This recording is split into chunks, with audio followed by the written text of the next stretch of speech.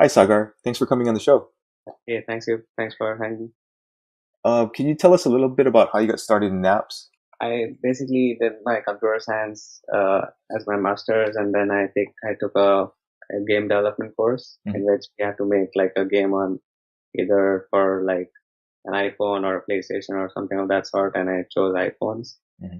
That's how I got into it. Like I made the game and I really enjoyed it, and I thought I want to do mobile development full time. So that's how I got my first job as a game developer in Disney, and then I moved on to like making apps after that. Okay, cool. And what kind of apps do you develop? The app that I have is like a travel related app Hmm. in India for like trains, and I'm also working full time on another job here for like it was a company called Sparkpay which got bought by Capital One. Hmm. Uh, they are like a payment system, so it's various categories. Like I've worked from like games to like travel apps to like payment apps. It's very Oh, I see. Cool. Okay, so I heard you have some really good success with your apps. Could you tell us a little bit about that? Yeah, so I think the way I started was built like came up with some core functionality, like put it out there, had some user base. I had done some keyword research online, Hmm. and like mobile action is really great for that, for like keyword suggestions and keyword research. Hmm. It really helped in narrowing down like how to optimize like the keywords to use, the descriptions to use, the app titles and stuff. So that this started getting me some organic, traffic.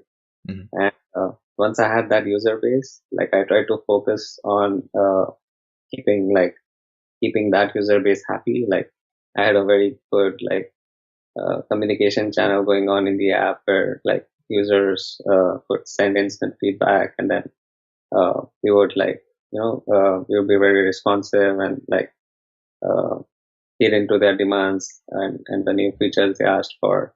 This also helped us because those users started inviting their friends, and we started seeing more organic traffic, and then that was causing like increase in ranks. And then as we had some revenue come in, we also like started doing some paid advertising. Hmm. So that's how I scaled. Oh, I see. Oh, that's awesome. What were you using for the user feedback system? It wasn't any framework. It was something that I built myself. It Hmm. was just like an help narrow down the affected user base. Hmm. They could select like whether it was like a bug report, it was like feature request, or it was like some suggestions or something of that sort. Hmm. It was just a page. It was just like a section in the app. They would type something and then they could just send it, Hmm. and would have that email over, and the rest of the communication would flow through emails. Oh, I see. Cool. Okay, can you take us through maybe your process of choosing keywords and optimizing, your keywords, your description, your app icon, stuff like that? Yeah, so for keywords, I usually like to do it multiple ways. I rely on mobile action a lot, like the keyword suggestions it has, and it has like the percentage chance. Hmm. Like, so not all the keywords that are like most highly searched in the Play Store or App Store are going to be good for you, because those are also the ones which have the most competition, right? Hmm. Yeah. So yeah, so I tried to go for keywords which had a high search volume and also had a higher chance of me ranking it, because it was better. I thought it was better to be like in the top five for like a fifth most searched keyword rather than like 100 position in the number one searched keyword. Yeah, yeah. So that was one of the strategies that I started off with, Hmm. and and it's like an iterative process. So as my app started getting more popular, I started ranking higher and higher. Hmm.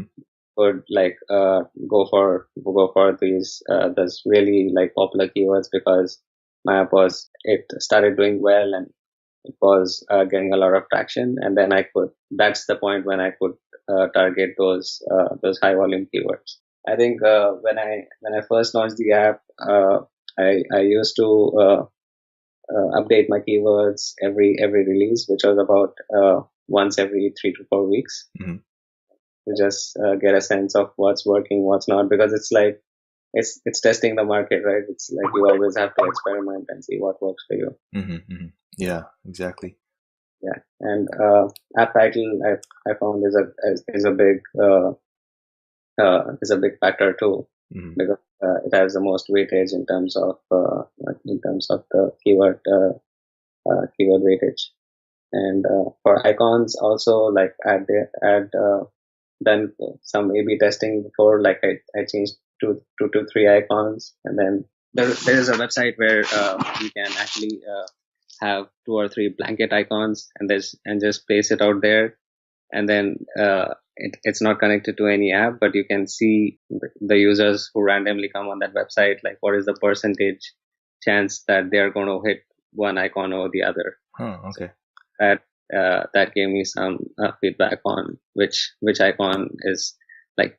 So I mean, people need to find the icon attractive for for them to like click on it and even to check out your app. So that's one of the most important factors. Uh, Well, what website were you using? Uh, I, I I don't recollect the name right now, but I can say it. Or it was something that our product manager in Disney had found, because we used to do a lot of experimenting or icons in our games that we launched. Uh-huh. Okay, cool. Yeah. So what about like app description? I know some people say that you shouldn't optimize that too much, especially for Apple, but what do you think about that?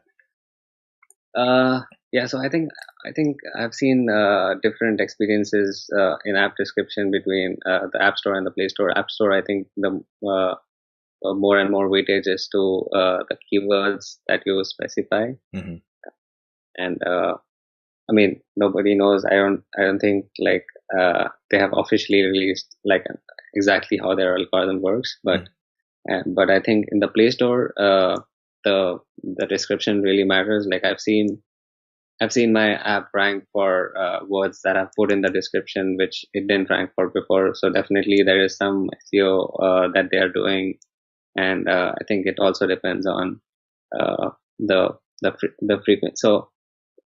So it's kind of a gray area, because they also don't want you to like overuse a particular keyword in the description just to rank your app, and Hmm. like maybe you may be flagged as like trying to game the system or something of that sort. Hmm.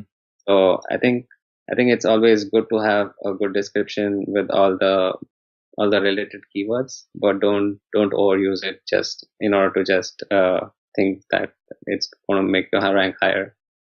Yeah, totally. So can you give us an idea of how much you feel ASO has helped your app or your apps? I think it's helped. So uh, I would say like without ASO, my app would have never been in the place it is, because when I first launched my app, so I had given ASO some thought, but not very much in detail. Like I had a general idea of what people. I was going by my thinking on what people would be searching for, and what people would like, and what like the way I use apps and I search. I based my keywords and my descriptions based on that. Hmm. But once those apps were live, I like literally was getting like 10 to 12 downloads in a day, and then I thought, okay, I need to take a step back and actually, research, like spend a good amount of time researching the keywords and optimizing it. And once I did that, then I started to see some organic traffic. So I think it's a yeah, you need to have a good app for Hmm. people to use, Hmm. but it's also very very important to have a good ESO strategy in place. Otherwise, there's no use of having an excellent app which people cannot find on the store. Oh yeah, totally. Can you give us an idea of the percentage increase or, maybe total number of downloads that you saw after you did some good ASO? So, like I said, like initially, it was about I started off with maybe like 300 to 400 without the ASO, and then after that, like now my organic downloads have gone up to maybe like 18,000. Wow. So Okay. it's a big Yeah, chunk. that's pretty huge. Yeah. Okay, cool. Well, I really appreciate you taking out the time to speak to us. But just as a final question, if there's one tip that you could give people out there who aren't familiar with ASO or aren't really doing it, what would it be? I would say join the Mobile Action Academy. It's Cool. just used a bunch of videos, and they seem really nice. And I think it has all the information for you to get started. Uh-huh. I think Mobile Action is. I've tried a lot of different ASO tools. Hmm. Mobile Action, even the free version, gives you a lot more than the competition offers. So, and I'm sure it's a good place for anyone to get started and start exploring ASO. Oh, cool. I appreciate it. Thank you very much. What about somebody who's stuck? Maybe they've done a little bit of ASO and they want to get to the next level, but they seem to be a little frustrated. What would you recommend for them? So I would say it's a game of patience. So Hmm. don't expect results overnight once you do an ASO. Hmm. Uh, Maybe like give it time. If you modify your keywords, give it at least 3 to 4 weeks to see, because it's not the results don't the changes don't take place overnight. It's also one of the ways to stop like people from gaming the system, right? Like they don't want people to notice like instant changes, so the changes are more gradual. Hmm. Hmm. So yeah, you have to be patient. Try it for 3 or 4 weeks. If it doesn't work out, do more research. Try to change the keywords, and you have to just keep doing what's best for you. Okay, great. Well, again, thank you very much, and talk to you soon.